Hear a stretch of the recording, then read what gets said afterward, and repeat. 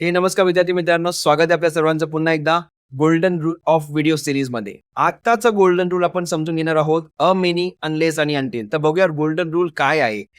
सगळ्यात पहिला बघा, मेनी जेव्हा आपण मेनी बघतो तेव्हा आपल्याला असं वाटतं की पुढे अनेक वचन असणार आहे, अनेक वचन वर्ब असणार आहे. पण लक्षात ठेवा, जेव्हा मेनीच्या नंतर ए असतो त्याला आपण म्हणतो मेनी अ.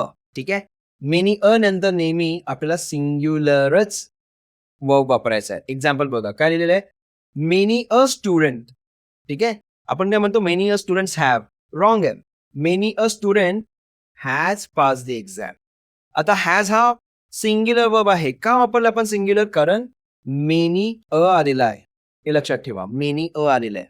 त्याच्यानंतर अनलेसचा नियम बघा. अनलेस म्हणजे काय? आता अनलेस म्हणजे जोपर्यंत नाही तोपर्यंत. काय? अनलेस म्हणजे जोपर्यंत नाही तोपर्यंत. आता अनलेस हा स्वतःमध्ये एक निगेटिव्ह वर्ड आहे.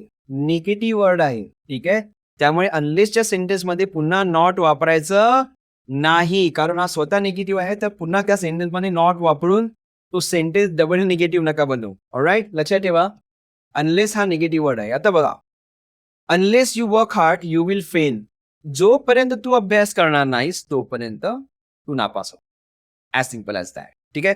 Similarly until. अनटिल म्हणजे काय? ठराविक वेळेपर्यंत. ठराविक वेळेपर्यंत. जसं की I will wait here until 5 PM. मी इथे 5 वाजेपर्यंत तुझी वाट बघतो.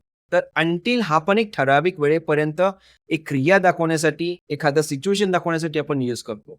तर हा झाला अंटिल, मेनी, अ आणि अनलेसचा एक्झाम्पल. आता तुमच्यासाठी you finish your work you can not go home. आता इकडे फिलिंग द ब्लँक्स मध्ये एक्झॅक्टली कोणता वर्ड येणार हे तुम्ही कॉमेंट बॉक्समध्ये मला सांगायचं आहे. And finally, thanks for watching this video.